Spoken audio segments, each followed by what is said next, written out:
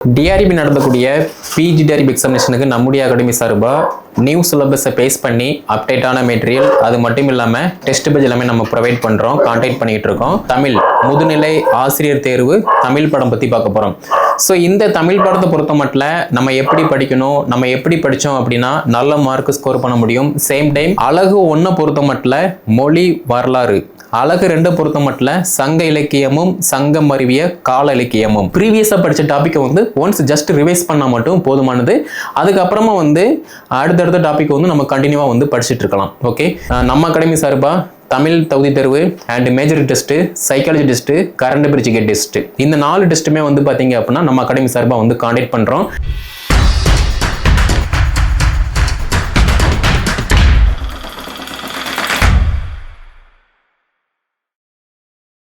TRP நடத்தக்கூடிய PG TRP எக்ஸாமினேஷனுக்கு நம்முடைய academy சார்பாக நியூ சிலபஸை பேஸ் பண்ணி அப்டேட்டான மெட்டீரியல் அது மட்டும் இல்லாமல் டெஸ்ட் பேஜ் எல்லாமே நம்ம ப்ரொவைட் பண்ணுறோம், கான்டாக்ட் பண்ணிட்டு இருக்கோம். அதில் இன்னைக்கு பார்க்க போகிற பாடம் என்ன அப்படின்னா பிஜி டிஆர்பி தமிழ் முதுநிலை ஆசிரியர் தேர்வு தமிழ் படம் பற்றி பார்க்க போகிறோம்.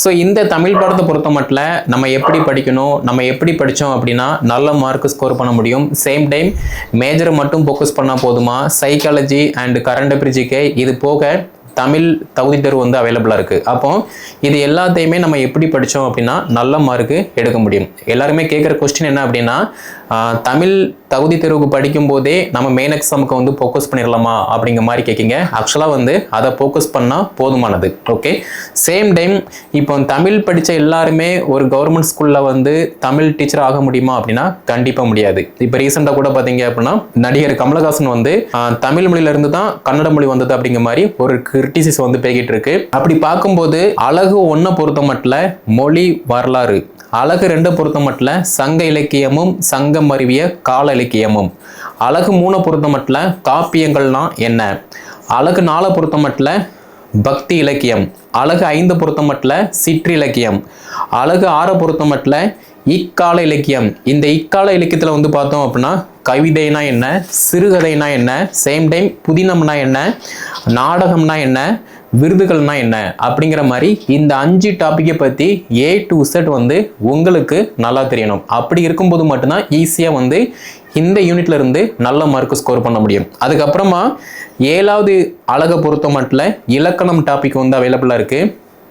நார்மலாக நம்ம 10th +1 +2 8th 9th படிக்கும்போதே இலக்கணம் வந்து நமக்கு ரொம்ப கன்ஃபியூஸ் ஆகும். அப்படி இருக்கும்போது நம்ம காலேஜ் டைமில் இளங்கலை அண்ட் முதுகலை இந்த 2லையுமே வந்து இலக்கணத்தை நல்லா இன்டெப்த்தாக படிச்சிருக்கோம் அப்படின்னா இதில் வந்து நல்ல மார்க் ஸ்கோர் பண்ண முடியும். அதே மாதிரி அழகு 8 பொறுத்த மட்டும் திறனாய்வு, அழகு 9 பொறுத்த மட்டும் நாட்டுப்புறவியல், அழகு 10 பொறுத்த மட்டும் தமிழோடு தொடர்புடைய பிற துறைகள். அப்போ இது எல்லாமே நல்லா படித்தா மட்டும்தான் ஈஸியாக நல்ல மார்க் ஸ்கோர் பண்ண முடியும். ஒரு காலகட்டத்தில் ஒரு கவர்மெண்ட் ஸ்கூலில் ப்ரைவேட் ஸ்கூலில் வந்து தமிழ் ஆசிரியரை இப்போ ஃபீமேலாக இருக்காங்க அப்படின்னா தமிழ் அம்மா அப்படின்னு சொல்லணும். அதே மாதிரி மேலாக இருக்காங்க அப்படின்னா தமிழ் ஐயா அப்படிங்கிற மாதிரி சொல்லணும். பட் இப்போ உள்ள சிச்சுவேஷனில் எல்லாமே வந்து காமனாக இருக்குது. அப்படி பார்க்கும்போது நீங்கள் இந்த சிலபஸை பேஸ் பண்ணி நல்லா ப்ராக்டிஸ் பண்ணுறீங்க அப்படின்னா இந்த சிலபஸில் இருந்து நல்ல மார்க் ஸ்கோர் பண்ண முடியும். ஓகே, சேம் டைம் சிலபஸை தாண்டி ஒருபோதும் படிக்க வேண்டாம்.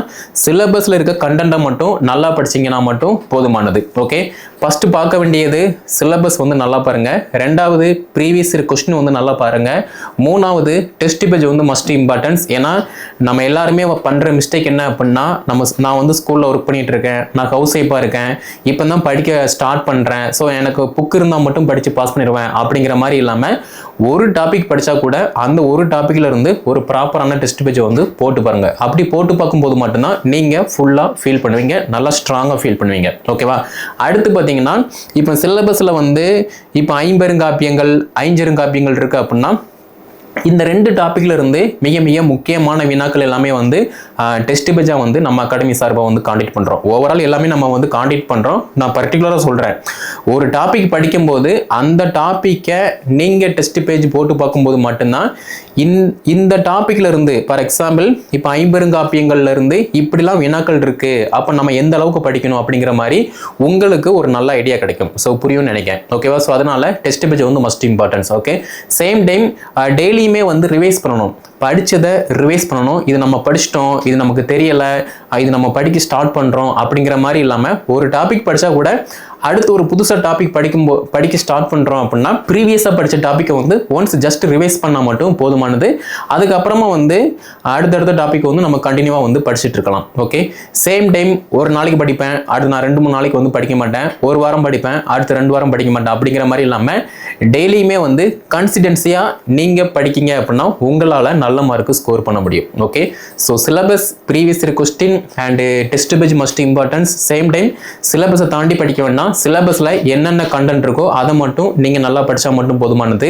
ஸோ நம்முடைய அகாடமி சார்பா இந்த முதுநிலை ஆசிரியர் தேர்வு தமிழ் பாடத்துக்கு பாரதியார் பேஜ் வந்து அவைலபிளா இருக்கு. இந்த பாரதியார் பேஜ்ல முழுக்க தமிழ் சம்பந்தப்பட்ட, அதுவும் புதிய பாடத்திட்டத்தின் அடிப்படையில் எல்லாமே வந்து அப்டேட் பண்றோம். நீங்க ஈஸியா அசஸ் பண்ணி ப்ராக்டிஸ் பண்ணிக்கலாம். ஓகேவா, ஆல்ரெடி நிறைய டீச்சர்ஸ் வந்து இப்போ ப்ராக்டிஸ் பண்ணிட்டு இருக்காங்க. ஸோ புதுசாக படிக்க வரவங்க, ஆல்ரெடி அட்டெம்ப்ட் கொடுத்தவங்க, உங்களுக்குமே வந்து இந்த எக்ஸாம் மஸ்டாக இருக்கும். ஓகேவா, ரொம்பவே வந்து ஈஸியாக இருக்கும். ஓகே, சேம் டைம் படித்தா மட்டும்தான் பாஸ் பண்ண முடியும், படிக்கவே இல்லை அப்படின்னா ஒன்றுமே கதைக்கு ஆகாது. ஓகே, ஸோ வரக்கூடிய எக்ஸாமை பொறுத்த மட்டும் நியூ சிலபஸை பேஸ் பண்ணி தான் எல்லாமே நடக்க போகுது. கொஸ்டின் வந்து கஷ்டமாக இருக்குமா ஈஸியாக இருக்குமான்னு கேட்டிங்கன்னா கண்டிப்பாக கஷ்டமாக மட்டும்தான் இருக்கும். ஏன்னா போட்டியாளர்கள் வந்து அதிகமாக இருக்காங்க. அப்படி இருக்கும்போது நீங்கள் தகுதியாக இருந்தால் மட்டும்தான் உங்க மதிப்பெண்கள் 150க்கு ஒரு 110 மார்க்கு, ஒரு 95 பிளஸ் 95 மதிப்பெண்களுக்கு மேல இருக்கீங்க அப்படின்னா ஓகே ஃபைன். அதே மாதிரி ஒரு 110 மார்க் இருக்கீங்க அப்படின்னா நீங்க ஈஸியா வந்து சர்டிஃபிகேட் வெரிஃபிகேஷன், அதுக்கப்புறமா அப்பாயின்மெண்ட் ஆர்டர் வந்து வாங்குற மாதிரி இருக்கும். ஓகே, ஸோ படிச்சா மட்டும்தான் ஈஸியா பாஸ் பண்ண முடியும். ஓகே, சேம் டைம் நம்ம அகாடமி சார்பா தமிழ் தகுதி தேர்வு and major test, psychology test, current பிரிட்ஜிகேட் டெஸ்ட், இந்த 4 டெஸ்ட்டுமே வந்து பார்த்தீங்க அப்படின்னா நம்ம அகாடமி சார்பாக வந்து கான்டாக்ட் பண்ணுறோம். மெட்டீரியல் ப்ளஸ் டெஸ்ட் பேஜ் அப்படின்னா சிலபஸ் வைஸ் வந்து மெட்டீரியல் ப்ளஸ் டெஸ்ட் பேஜ் வந்து அவைலபிளாக இருக்கும். டெஸ்ட் பேஜ் மட்டும் அப்படின்னா சிலபஸை பேஸ் பண்ணி எல்லா டெஸ்ட்டுமே வந்து உங்களுக்கு ஈஸியாக கிடைக்கும். ஓகே, ஆல்ரெடி இருக்கக்கூடிய டீச்சர்ஸ் வந்து பார்த்தீங்கன்னா டெஸ்ட் எல்லாமே ஃபாலோ பண்ணிட்டு இருக்காங்க. ஸோ நீங்கள் புதுசாக ஜாயின் பண்ண வரீங்க அப்படின்னா உங்களுக்குமே வந்து இந்த டெஸ்ட் பேஜ் வந்து அவைலபிளாக இருக்கும். ஓகே, ஸோ கீழே டிஸ்கிரிப்ஷனில் நான் வாட்ஸ்அப் நம்பர், கான்டாக்ட் நம்பர் எல்லாமே கொடுத்துருக்கேன். அதை கான்டாக்ட் பண்ணி என்ன டீட்டெயில் கேட்டு படிக்க ஸ்டார்ட் பண்ணுங்க. சேம் டைம் இந்த வீடியோ தொகுப்பை எம்ஏ பிஎட் படிச்சுட்டு நான் ஏன் தான் பிஎட் படிச்சனோ அப்படின்னு புலம்பக்கூடிய டீச்சர்ஸ் அண்ட் இப்போ படித்து முடிச்சு வெளியே வரக்கூடிய ஸ்டூடெண்ட், இவங்க எல்லாத்துக்குமே ஷேர் பண்ணுங்க, அவங்களும் வந்து படித்து பயன்பெறட்டும். நம்முடைய சேனலை சப்ஸ்கிரைப் பண்ணல அப்படின்னா சப்ஸ்கிரைப் பண்ணிக்கோங்க. அடுத்த வீடியோ தொகுப்புல ஒவ்வொரு அழகுமே வந்து எப்படி படிக்கணும், கொஸ்டின் வந்து எப்படி இருக்கும் அப்படிங்கிற மாதிரி டீட்டெயிலாக பார்க்கலாம்.